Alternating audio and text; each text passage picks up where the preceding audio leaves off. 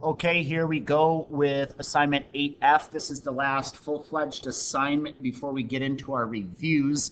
Um, Again, if you want a better explanation about what is going on as far as these probability questions are going, look at assignment E. Assignment 8E is probably what you want to be looking for to get a better idea behind how to do these problems.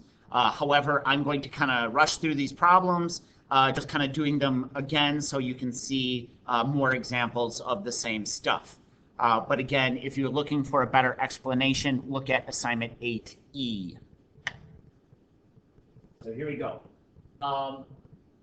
This twirly little thing out of the way. So we begin by taking a look at how does decreasing the sample size affect the margin of error, and we are looking at a proportion, or AKA a probability. So a probability of something, the margin of error, so that is this right here, this formula right here.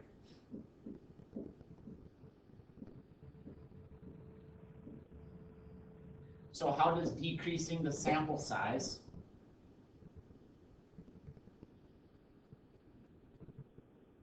decreasing, I'll actually use the word decreasing.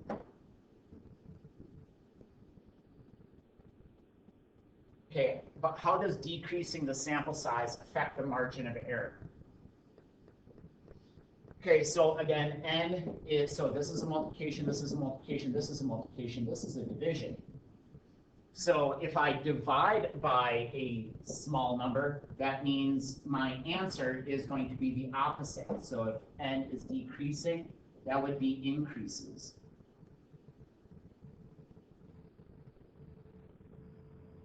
How does decreasing the sample size affect the margin of error? It increases the margin of error.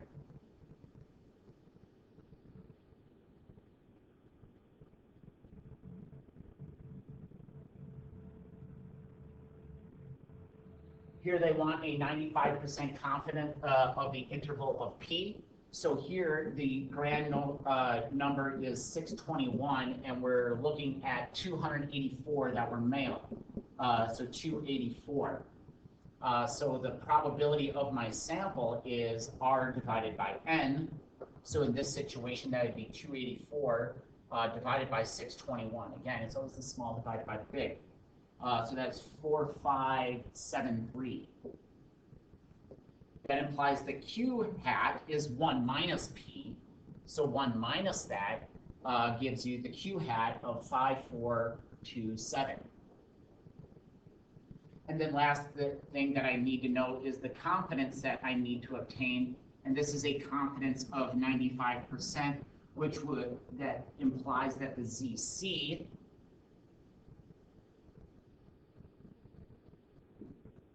so if 95% is 1.96.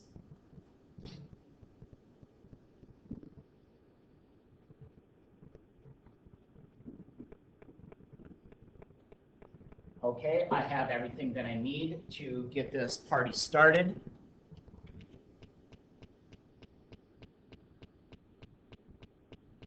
So the first thing I do is I find this margin of error. So to do that, that's ZC of P hat Q hat divided by N square rooted. So again, literally how I do this is I first begin with P hat Q hat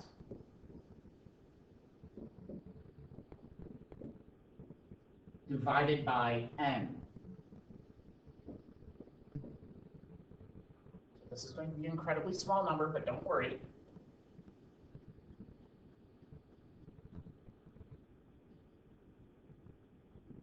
Okay, so I have that.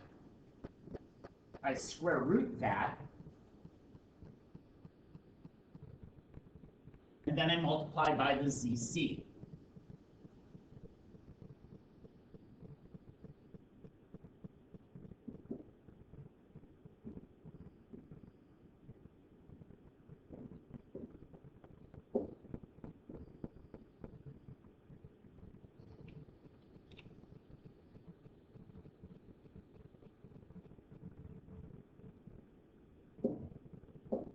Okay, to the confidence interval. Because this is the probabilities, make sure you're talking about the probabilities, not the averages. So I don't want to see X bars and mu's, but rather P hats and P's.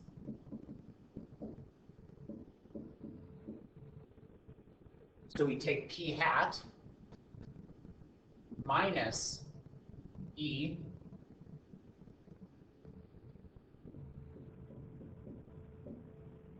and we take P hat plus E.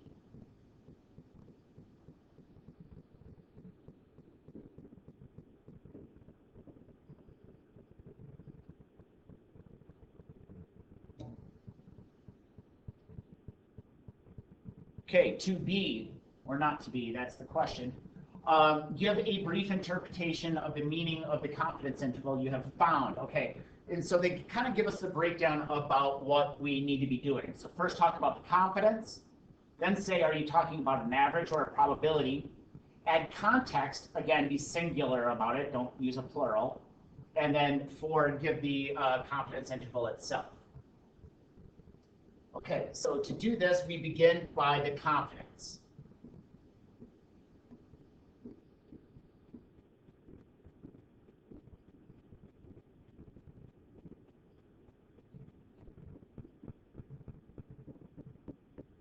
Is this an average or a probability? So this middle symbol, again, this middle symbol is a probability.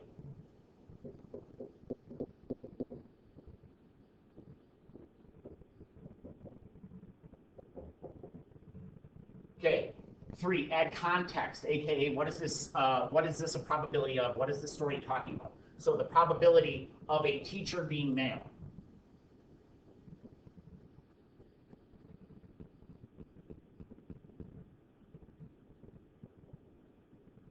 Again, don't talk in plurals. Don't say teachers being males, talk singular. And the last but not least is give the confidence interval result. So this probability is between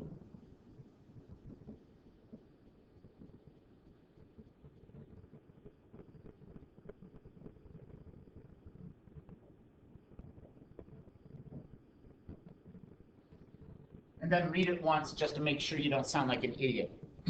We're 95% confident that the probability of a teacher being male is between 0.4181 and 0.4965. Yep, that makes grammatical sense. And last but not least is the sample size question. It says a random sample of medical files is used to estimate the proportion, P, it's actually the probability, of all people who have blood type AB. I have no idea what the percentage of people who have blood type AB. I'm sure you could look it up. Okay, so we have no preliminary estimate. I don't have an idea. We don't have an idea about what the probability is. How many medical files should you include in a random sample in order to be 90% sure that the point estimate P hat will be within a distance of 0.1 of P? Okay. So, because we have no preliminary, that implies that my equation is going to be N is going to be 1/4 of ZC divided by E squared. Again, if you do have a prelim, if you do have an idea of what P is, then you would be using the equation PQ ZC divided by E squared. All right, so I don't have a P or Q, that's fine. But what I still need is a ZC. Okay, I still need a ZC.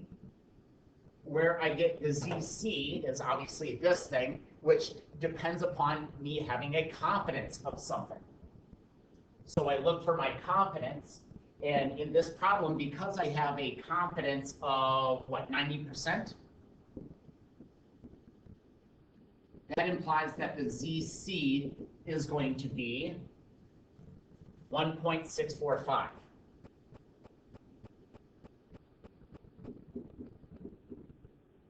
The other thing that I need to know is the E. Okay, and so they gave me this quote-unquote distance, this distance of 0.1. That implies that E is 0.1.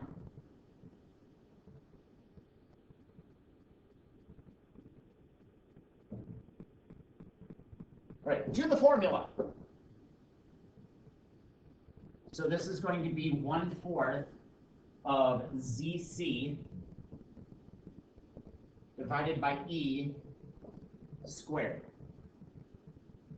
So what I do is I begin with the inside. So I begin with 1.45, 1.645 divided by 0.1. Square that, and then I need to multiply by 1/4, or AKA divide by 4. It's the same difference.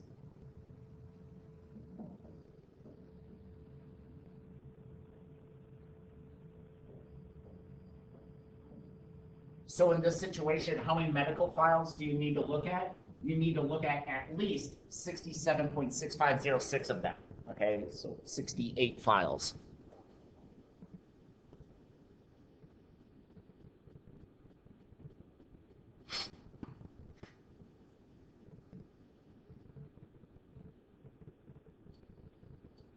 Okay, so nice play it twice. Here we go. Okay, we're talking about proportions or probabilities. How does decreasing the confidence affect the size of the margin of error? All right, so decreasing the confidence. Let's just start with that.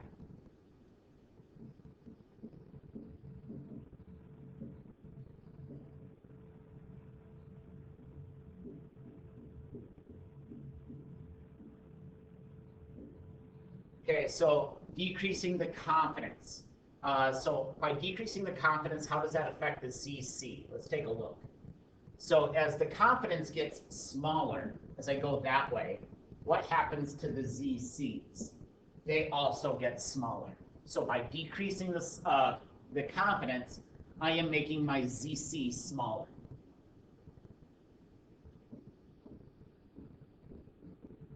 Okay, the ZCs get smaller. So in this situation, if I'm going E is equal to ZC P Q divided by N,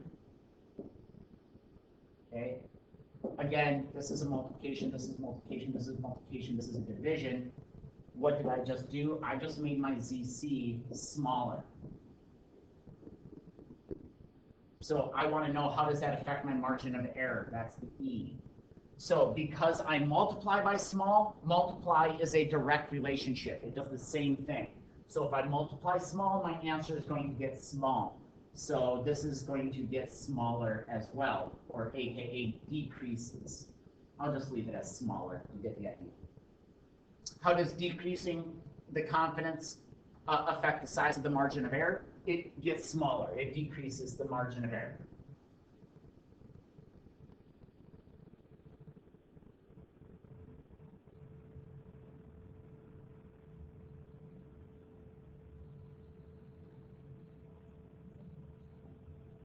Okay, and a random sample of 512 judges, it found that 279 were Democrats. All right, so that leaves me with a probability that is R divided by N, which is going to be 279 divided by 512. It's always the small divided by the big. So in this case, it's 5449. That implies that P hat is 1 minus that, and that's 4551.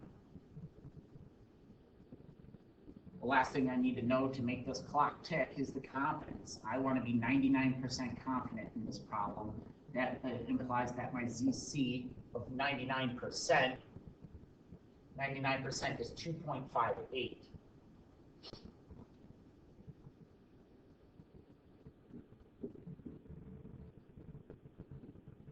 Excuse me. All right. 2.58.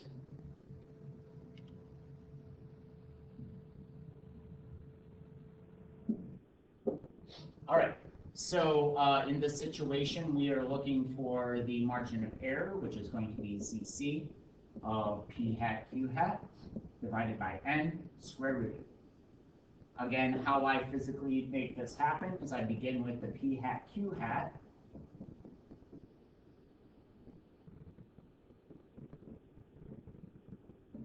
divided by N. And don't try to conquer Rome all in one day. All right, so here we go. 5, 4, 4, 9, 4, 5, 5, 1, 5, 12. Okay, so we get this answer. From there, we square root it, and then multiply by the ZC.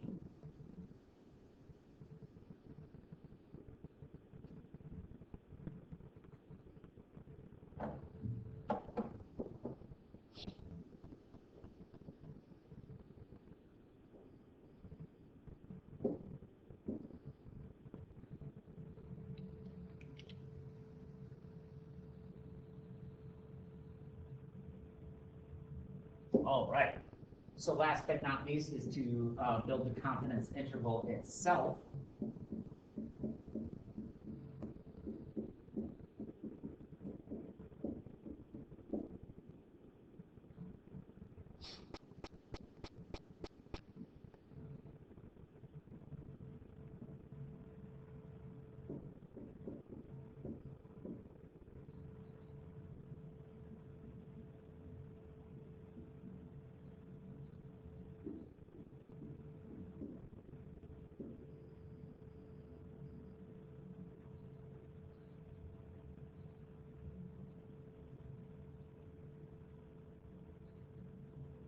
Give a brief interpretation of this meaning. So I begin with the confidence.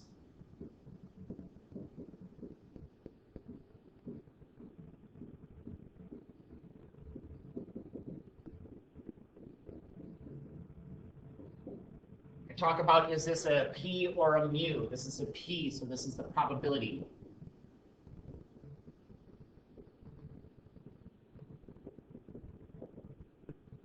Give the context of the story. What are we talking about? Talk in the singular. So this is Judge, Democrat.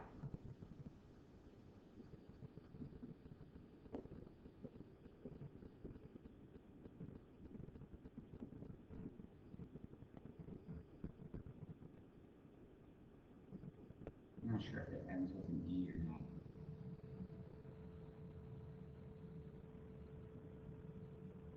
I think it ends with a T. What was it? Things that last all along. I don't know. Democrat. I'm not ABC, so I'm confused. No, it'd be just that. Being a Democrat, and then give the confidence interval. So the probability is between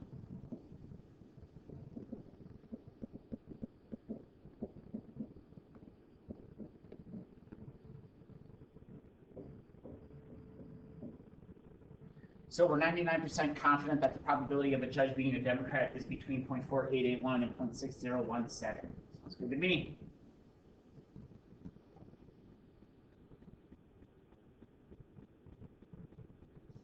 And then this is the sample size question. Random sample, medical files. Okay, no preliminary estimate. So no prelim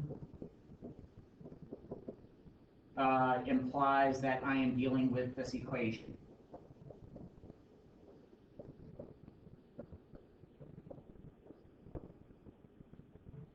Okay, it says how many medical files in order to be 95%. That is my confidence. My confidence is 95%, which implies that my ZC is going to be 1.96.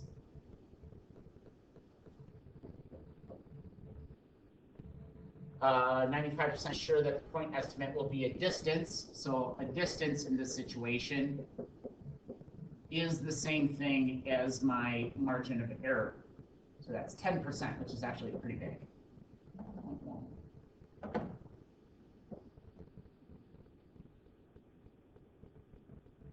Okay, we have enough information to make this clock tick. So what is the sample sizing that we need?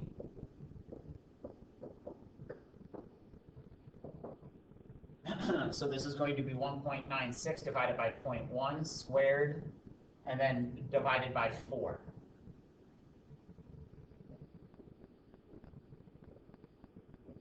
So we have to look at 97 medical files.